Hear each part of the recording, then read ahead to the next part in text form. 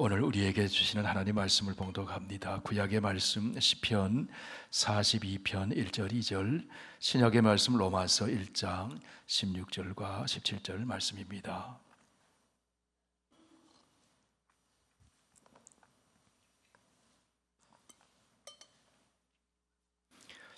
구약 성경 832쪽에 있습니다. 시편 42편 1절 2절, 계시의 하나님 말씀을 봉독할 때 하나님의 음성을 들으실 수 있기를 바랍니다. 하나님이여, 사슴이 시냇물을 찾기에 갈급함같이 내 영혼이 주를 찾기에 갈급하니이다. 내 영혼이 하나님 곧 살아계시는 하나님을 갈망하나니 내가 어느 때에 나아가서 하나님의 얼굴을 배울까. 신약성경 로마서 1장 16절 17절 다 함께 봉독합니다. 내가 복음을 부끄러워하지 아니하노니 이 복음은 모든 믿는 자에게 구원을 주시는 하나님의 능력이 됨이라. 먼저는 유대인에게요 그리고 헬라인에게로다. 복음에는 하나님의 의가 나타나서 믿음으로 믿음에 이르게 하나니 기록된 바 오직 의는 믿음으로 말미암아 살리라 함과 같으니라. 아멘. 하나님 아버지, 성령의 감동으로 기록된 하나님의 말씀을 읽었습니다. 설교를 통해 전달될 때 성령의 감동으로 함께 하셔서 말씀이 잘 들려지게 하시고 하나님 말씀으로 받아 믿음으로 실천할 때 놀라운 하나님의 역사를 체험하게 하여 주시옵소서. 예수님 이름으로 기도하옵나이다. 아멘. 오늘 우리가 성경을 읽었습니다. 만약 성경을 읽지 못하고 신앙생활을 한다면 우리의 삶에는 어떤 일이 일어나게 될까요? 여러분, 성경을 읽으며 신앙생활을 하십니까? 아니면 성경을 안 읽고도 신앙생활을 하십니까? 성경을 읽지 않고 말씀 없이 신앙생활을 한다면 교회는 힘을 잃고 우리의 생활에는 죄와 악의 어둠이 덮이고 삶은 방향을 잃고 당황하게 될 것입니다. 창조의 근원이신 하나님, 지혜의 원천이신 하나님을 만나지 못하기 때문에 그런 것입니다. 지금으로부터 500여 년 전 중세 시대 교회와 성도들에게 있었던 이야기입니다. 더 거슬러 올라가면 구약의 언약 백성 이스라엘의 역사 속에서 있었던 이야기입니다. 10월의 마지막 주일은 세계교회가 함께 종교개혁의 정신을 계승하기 위해 종교개혁 기념주일로 지키는 주일입니다. 여러분이 많이 들으신 대로 1517년 10월 31일에 독일의 마틴 루터에 의해서 하나님의 말씀과 상관없는 전통과 잘못된 신앙 위에 서 있는 로마 가톨릭 교회의 타락에 대응하는 신앙개혁 운동이 일어났습니다. 당시 중세의 로마 가톨릭 교회가 얼마나 하나님의 말씀에서 벗어나 있었는가 하면 교황의 신복인 한스테첼이라고 하는 사제는 연복회에 헌금함에 돈이 떨어지자마자 영혼은 연옥 밖으로 뛰쳐나온다. 사제가 그런 주장을 하기에 이를 정도였습니다. 무엇 때문에 이런 일이 일어나게 되었을까요? 교회의 사제들이라 할지라도 복음을 제대로 알지 못하기 때문에, 예배를 집례하고 말씀을 독점했지만 말씀에 순종하지 아니하고 말씀을 잘못 가르쳤기 때문에, 성도들은 성경을 자유롭게 읽지를 못했습니다. 말씀 없이 형식화된 교회에서 신앙생활을 하게 되면서 성도들의 삶에는 어둠이 자리하게 되었습니다. 자유가 없었습니다. 성도 여러분, 오늘 우리가 모국어로 된 성경을 자유롭게 읽을 수 있는 것이 얼마나 축복인지를 알면서 우리가 신앙생활을 해야 합니다. 성경을 귀하게 여기고 성경을 읽어야 합니다. 어떤 분은 성경이 너무너무 귀해서 잘 보관해 놓고 계신 분이 계시는 것 같은데, 성경을 귀하게 여기면 성경을 읽어야 합니다. 아멘이십니까? 그것이 기본이죠. 박해를 받은 기독교가 395년에 로마 제국의 국교가 되었습니다. 그러면서 교회는 더 활력을 가진 것이 아니라 점차 제도화의 길을 걸어가게 됩니다. 박해의 어려움 속에 신앙을 지키면서 생명력이 넘치던 교회는 점차 힘을 잃어갔습니다. 그런 중에도 5세기경에 제롬이라고 하는 사람이 헬라어로 번역된 구약성경 70인경과 또 헬라어로 쓰여진 신약성경을 이제 로마 중심의 라틴어로 번역을 했어요. 그것을 불가타역이라고 합니다. 불가타라고 하는 말은 대중적이다, 이런 뜻을 가지고 있어요. 일반 대중들이 성경을 쉽게 접하고 읽도록 하기 위해서 라틴어로 성경을 번역을 했습니다. 그런데 실제에 있어서 성경은 대중들이 읽는 말씀이 아니었어요. 성경을 읽을 수 있는 사람은 라틴어를 배운 소수의 사제들에 국한되어 있었어요. 각 나라 사람들은 자기의 모국어로 번역된 성경을 가질 수가 없었습니다. 당시의 교회가 라틴어 외의 언어는 세속적인 언어로 취급했기 때문에 거룩한 하나님 말씀의 성경을 번역하지 못하도록 제한을 했어요. 그렇게 1000년 동안 성도들은 직접 하나님 말씀을 읽지 못하고 신앙생활을 했습니다. 그러니 일반 신자들은 사제들이 읽고 가르치는 설교에 매일 수밖에 없는 거죠. 당시의 교회가 말씀에서 멀어져 사제직을 팔기도 하고 연보를 많이 하면 죄를 면하게 된다고 하는 그 면죄부를 판매하는 일이 벌어져도 교회에서 무엇이 잘못되고 있는지, 우리의 신앙생활이 무엇이 잘못되었는지를 분별하지를 못했어요. 말씀을 떠난 물질주의, 공로주의, 교권주의가 교회를 타락하게 만들었습니다. 사제들의 잘못된 가르침으로 인해 성도들은 복음의 감격과 구원의 기쁨을 누리지 못하고 죄책감에 눌려서 평안을 누리지 못하는 신앙생활을 하고 있었다는 거예요. 이것은 일반 신자뿐 아니라 가톨릭 교회의 사제 중 한 사람이었던 루터의 문제이기도 했습니다. 그러던 중 루터는 말씀을 읽기 시작합니다. 시편을 읽고 로마서를 읽고 성경을 공부하고 연구하면서 성경 안에서 복음의 진리를 새롭게 발견하게 돼요. 내가 복음을 부끄러워하지 아니하노니 이 복음은 모든 믿는 자에게 구원을 주시는 하나님의 능력이 됨이라. 먼저는 유대인에게요, 그리고 헬라인에게로다.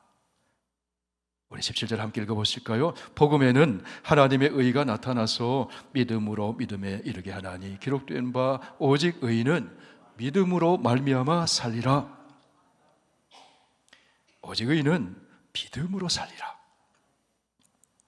지금까지 루터는 구원은 예수 그리스도를 믿을 뿐 아니라 내가 선을 행하고 수행을 해서 어느 단계에 도달할 때 얻을 수 있는 것이구나, 그렇게 생각했어요. 또 사제들이 그렇게 가르쳤어요. 그렇게 생각하니 구원에 대한 확신이 없는 거예요. 복음이 가져다주는 구원의 기쁨을 누리지 못해요.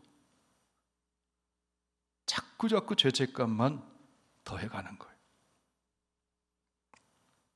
성경을 공부하면서 루터는 복음의 진리를 올바르게 알게 됩니다. 구원은 오직 믿음으로 얻는 것이구나.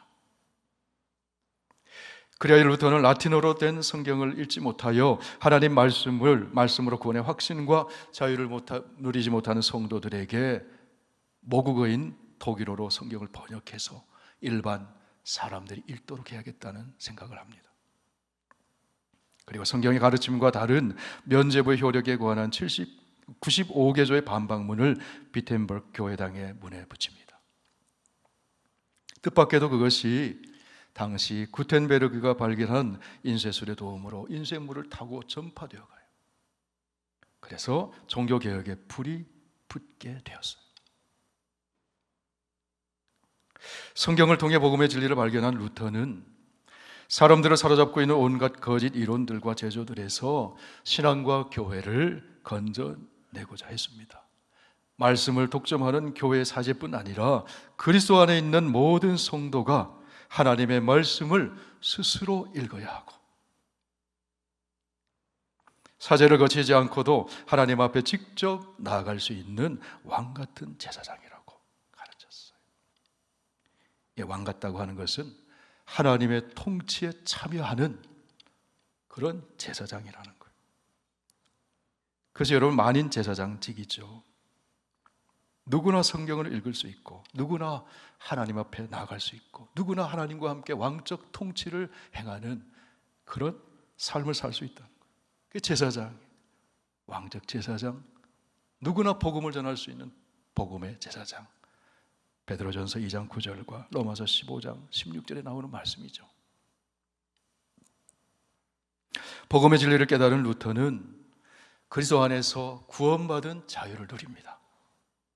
그러면서 루터는 말씀에서 발견한 그리스도인의 자유는 노예 의지를 가진 자유라고 말해요. 이게 무슨 말인가 하면, 자유를 인간의 권리로 생각하지만 그 권리를 보면서도 그 권리를 주장하는, 자유는 내 권리라고 주장하는 그 자유에 머물러 있는 것이 아니라 권리로서의 자유를 넘어서 예수님처럼 선생으로 제자의 발을 씻겨주셨던 예수님처럼 다른 사람을 섬기기 위해 노예 의지를 가진, 종의 정신을 가진 자유, 그것이 그리스도인의 차원 높은 자유라는 거예요. 인자가 온 것은 섬김을 받으려 함이 아니라 도리어 섬기려 하고 자기 목숨을 많은 사람의 대속물로 주려 함이라. 여러분, 이것이 종의 정신, 노예 의지를 가진 예수님의 자유거든요. 성도에게 그 자유가 있다는 거예요. 여러분, 우리는 어디서 자유를 얻을 수 있습니까? 복음을 믿음으로써 우리는 자유를 얻을 수 있어요. 복음이 무엇입니까? 예수 그리스도께서 나의 죄를 위해 십자가에서 죽으시고 부활하셨다는 사실이 복음이잖아요. 복음을 믿음으로 죄와 죽음과 악한 영과 모든 속박으로부터 우리는 자유를 얻게 된 것이에요.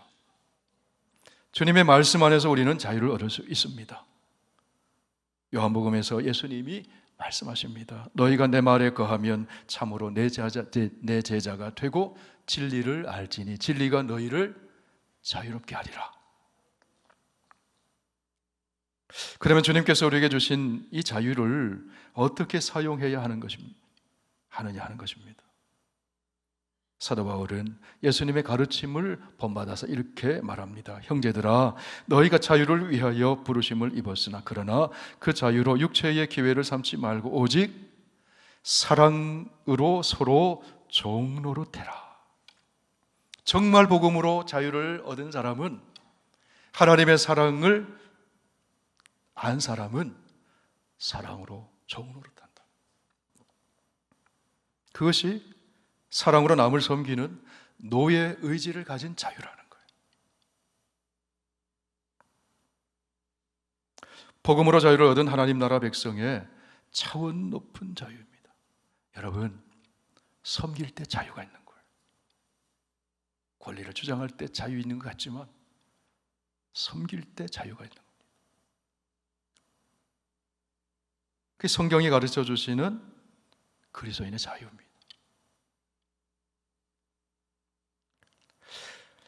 복음의 재발견을 통해서 차원 높은 하나님 나라 백성의 자유, 루터가 그것을 깨달았어요. 중세시대 타락한 교회를 보면서 루터를 비롯한 개혁자들은 이렇게 외칩니다. ad fontes, 이 라틴 말인데 to fountains, 근원으로 돌아가자. 근원, 원천으로 돌아가는 것이 무엇일까요, 여러분? 창조주 하나님에게로 돌아가는 것. 오늘 읽은 구약의 말씀 시편 42편은 근원으로 돌아가는 것이 어떤 것인지를 이렇게 말씀해 줍니다. 42편 1절 같이 한번 다시 읽으실까요? 하나님이여, 사슴이 시냇물을 찾기에 갈급함같이 내 영혼이 주를 찾기에 갈급하니이다. 2절도 있습니다. 내 영혼이 하나님 곧 살아계시는 하나님을 갈망하나니 내가 어느 때에 나아가서 하나님의 얼굴을 배울까. 여기서 사슴이 무엇을 찾아요? 시냇물을 찾아요. 이 시냇물이 폰테스, 원천이라는 게 근원. 목이 말라 쓰러져가는 사슴에게는 시냇물이 생명의 원천이에요.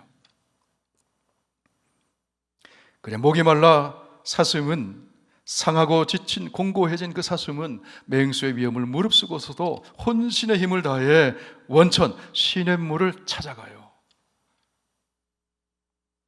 시냇물로 비유된 주님, 살아계신 하나님이 근원이라는 것.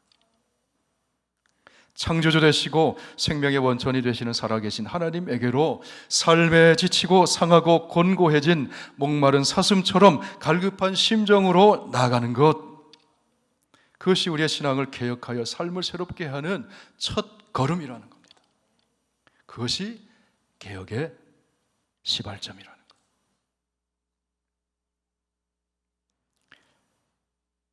제 질문을 드리겠습니다. 오늘 설교의 제목이 무엇입니까? 시냇물을 찾는 사슴처럼 다시 근원으로. 이제 설교 제목이 조금 이해가 되셨습니까?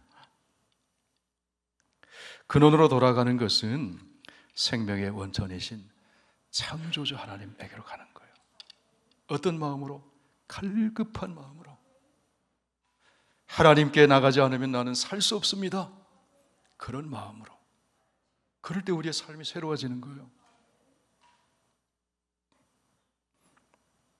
근원으로 돌아가는 것은 또 무엇을 의미할까요? 구원의 주 예수 그리스도에게로 돌아가는 거예요. 우리가 예수 그리스도를 믿음으로 새로운 피조물로 거듭났잖아요. 새 삶이 시작되었잖아요. 예수 그리스도가 우리의 삶의 새로운 출발점이라는 거예요. 거기로 돌아가는 거예요. 기본으로 돌아가는 거예요. 성경으로 돌아가는 거예요. 복음으로 돌아가는 거예요. 초대교회의 본래의 모습으로 돌아가는 겁니다. 기도하고 말씀 읽고 기도하고 복음을 전하고 사랑을 나누고. 종교개혁자들은 외쳤습니다. 아드 폰테스, 근원으로 돌아가자. 시냇물을 찾는 목마른 사슴처럼 간절함으로. 근원으로 돌아가기 위해서 종교개혁자들은 구호 세 가지를 외쳤습니다. 오직 성경, 오직 믿음, 오직 은혜. 이것이 종교개혁의 정신이에요. 개혁자들의 구호 첫 번째는 오직 성경으로입니다. 종교개혁자들은 오직 하나님의 말씀만이 타락한 교회와 성도의 신앙을 새롭게 할 수 있다고 믿었어요. 오직이라는 말은 그냥 나온 말이 아니에요. 인간이 켜켜이 쌓아올린 바벨탑 같은 인간의 전통과 공적을 무너뜨리고 말씀만을 의지하는 것. 그래서 오직 성경으로입니다. 하나님의 말씀으로 천지가 창조되었습니다. 하나님의 말씀으로 구원의 진리가 선포되었습니다. 하나님의 말씀으로 만물이 벌거벗은 것처럼 드러나고 하나님의 말씀으로 새롭게 치유되고 회복됩니다. 히브리서 4장 말씀 함께 읽으실까요? 하나님의 말씀은 살아있고 활력이 있어 좌우에 날선 어떤 검보다도 예리하여 혼과 영과 및 관절과 골수를 찔러 쪼개기까지 하며 또 마음의 생각과 뜻을 판단하니 하나니 지으신 것이 하나도 그 앞에 나타나지 않음이 없고 우리의 결산을 받으실 이의 눈앞에 만물이 벌거벗은 것 같이 드러나느니라. 하나님 말씀만이 우리의 인생을 올바른 길 걸어갈 수 있도록 인도해 줍니다. 시편의 기자는 이렇게 말합니다. 주의 말씀은 내 발의 등이요 내 길의 빛이니이다. 세상은 죄로 어둡잖아요. 등불이 있어야지 안 넘어져요. 말씀이 등불이잖아요. 말씀이 빛이잖아요. 하나님의 말씀만이 우리를 교훈해 주시고 하나님 말씀만이 우리를 때때로 책망해 주시고 하나님 말씀만이 우리의 굽은 걸음을 바로잡아 주시고 하나님 말씀만이 우리에게 구원에 이르는 지혜를 주시고, 하나님 말씀만이 우리를 온전한 인격으로 빚어주시고, 하나님의 말씀만이 선악을 분별하게 하며 선을 행할 능력을 줍니다. 하나님 말씀 우리에게 위로를 주고 소망을 주고 기쁨을 줍니다. 하나님 말씀이 캐논, 표준이에요. 기준이에요. 디모데후서 3장에서 말씀합니다. 우리 함께 읽습니다. 또 어려서부터 성경을 알았나니 성경은 능히 너로 하여금 그리스도 예수 안에 있는 믿음으로 말미암아 구원에 이르는 지혜가 있느니라. 모든 성경은 하나님의 감동으로 된 것으로 교훈과 책망과 바르게 함과 의로 교육하기에 유익하니 이는 하나님의 사람으로 온전하게 하며 모든 선한 일을 행할 능력을 갖추게 하려 함이라. 여러분에게 누가 성경이 무엇이냐고 물어보시면 바로 이 디모데후서 3장 15절에서 17절까지를 읽어주세요. 성경은 그리스도 예수 안에 있는 믿음으로 말미암아 구원에 이르는 지혜가 있는 책입니다. 성경은 하나님의 감동으로 기록된 하나님의 말씀입니다. 선을 행할 능력을 갖추게 하는 하나님의 말씀입니다. 그렇게 전할 수 있으시겠어요? 아멘. 종교개혁자들의 첫 번째 구호는 오직 성경으로. 하나님 말씀이 폰테스, 원천이에요. 모든 기준은 하나님 말씀이에요. 말씀으로 멀어졌을 때 교회가 타락하고 힘을 잃고 성도들이 흑암의 어둠의 권세에 쌓여서 살게 되더라는 거예요. 그래서 중세시대는 암흑시대라고 하잖아요. 말씀의 빛이 비춰지지 않아가지고. 그러므로 개혁은 끊임없이 하나님의 말씀인 성경으로 돌아가는 거예요. 오직 성경으로. 날마다 우리는 하나님 말씀을 읽어야 합니다. 하나님의 말씀이 우리의 삶을 새롭게 하는 거예요. 제가 다시 여쭙습니다. 만약 성경을 읽지 않고 신앙생활을 한다면 어떻게 될까요?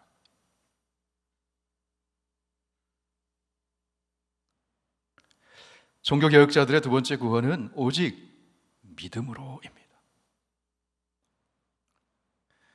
이런 구호는 오직 믿음으로 얻는 하나님의 선물이에요. 이것이 성경이 가르쳐 주시는 구원의 진리입니다. 중세 가톨릭 교회는 믿음으로는 좀 부족하고 거기에 선한 행위를 통한 공적을 쌓아야 구원에 이른다고 가르쳤어요. 공적이 좀 부족하면 천국에 직통으로 들어가지 못하고 중간 단계인 연옥에 머물렀다가 공적이 쌓이면,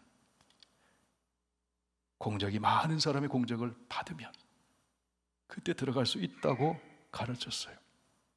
그렇다면 여러분, 부족한 공적은 얼만큼 쌓아야 되는 거예요? 얼마나 불안한 거예요? 면죄부를 사고 헌금 많이 하고 선행을 해야 한다고 가르쳤어요. 그러나 이것은 성경에 없는 이야기예요. 비성경적인 이야기예요. 성경 어디에도 구원의 진리를 그렇게 가르치지 않아요.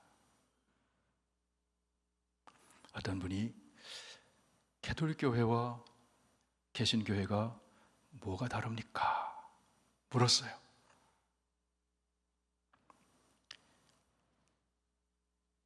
어느 신학자가 이렇게 대답을 했습니다. 궁금하시죠? 쉽게 이렇게 대답했어요. 로마 가톨릭 교회는 흑백 텔레비전입니다. 우리 개신교회는 컬러 텔레비전입니다. 이해가 되세요? 복음이 선명하다는 거죠. 여러분, 흑백 텔레비전 볼 때가 좋습니까? 컬러 텔레비전 볼 때가 좋습니까? 컬러 텔레비전이 좋잖아요.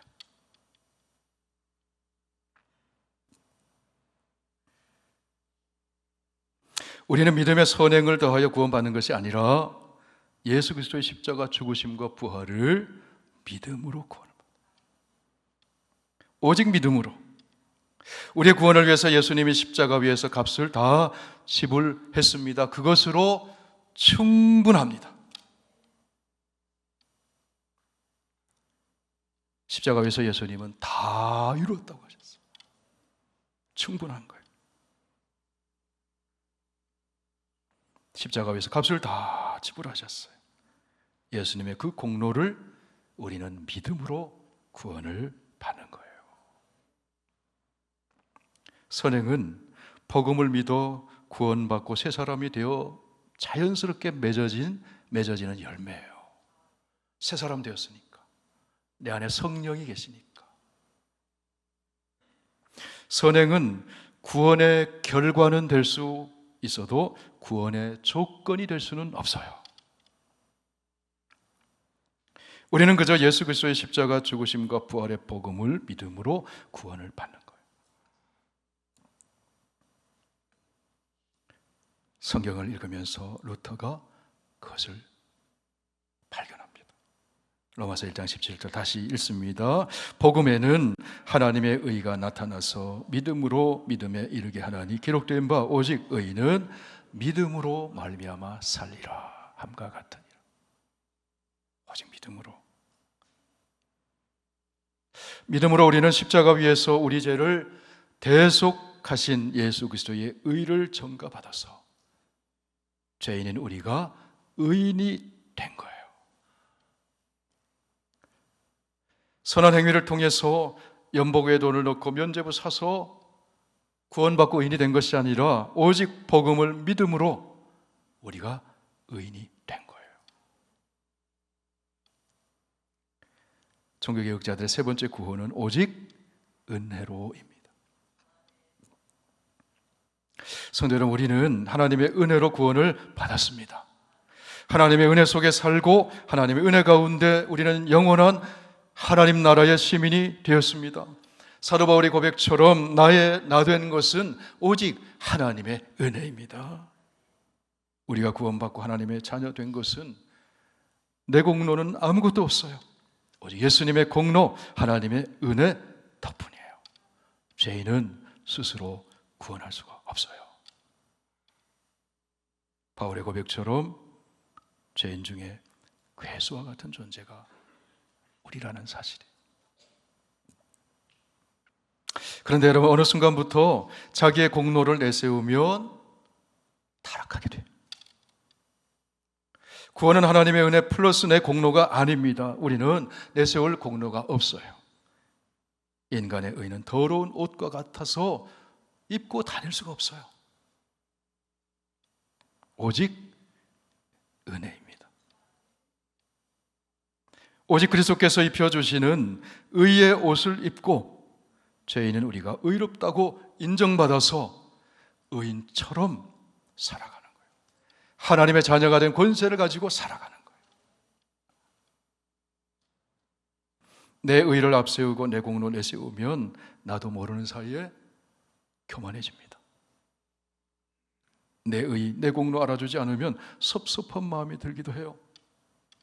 내 의, 내 공로 내세우면 하나님 중심이 아니라 내 중심입니다.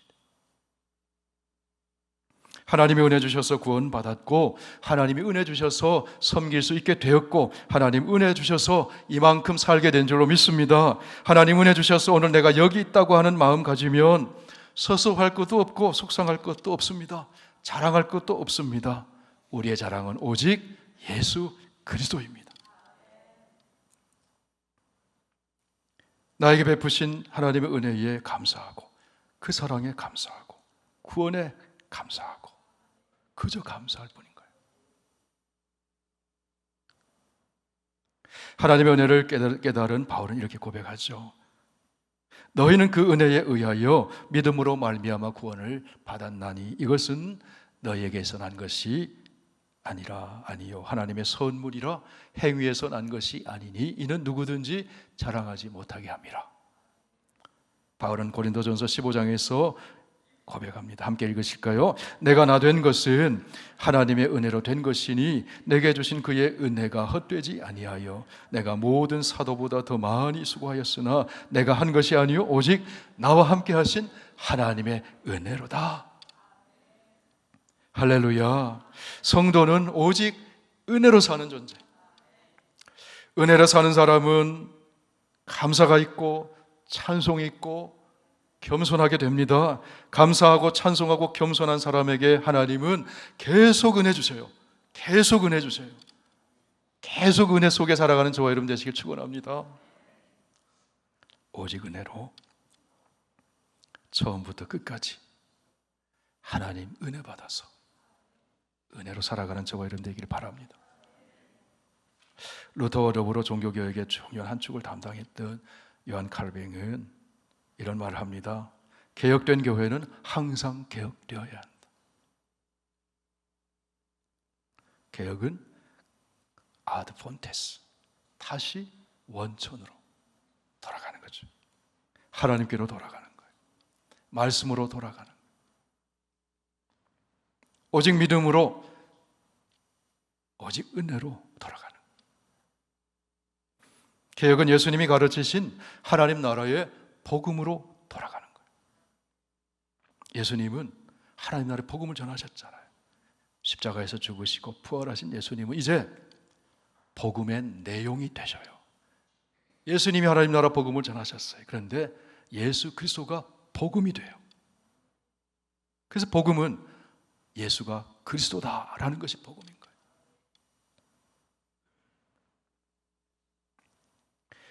이 복음을 믿는 자는 누구든지 죄에서 해방되고 멸망받지 않고 구원과 영생을 얻게 됩니다. 이게 복음이잖아요.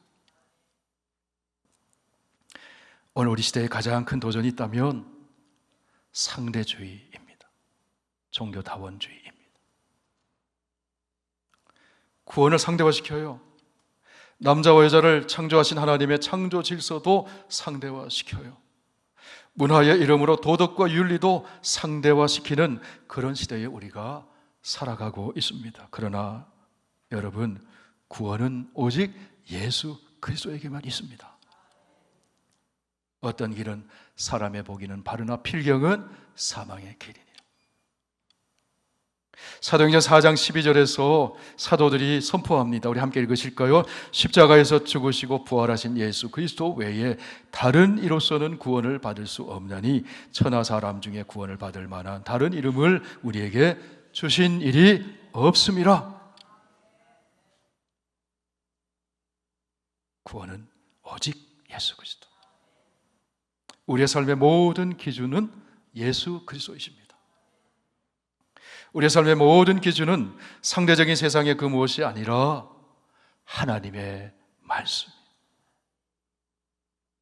가정의 기준도, 교육의 기준도, 정치의 기준도, 윤리의 기준도, 교회의 기준도 하나님의 말씀이에요. 오늘의 종교개혁은 예수 그리스도의 하나님 나라 복음 위에 굳게 서는 겁니다. 절대적인 하나님 말씀 위에 굳게 서는 겁니다. 오늘의 종교개혁은 하나님의 말씀, 예수님의 가르침에 순종하여 사는 운동입니다.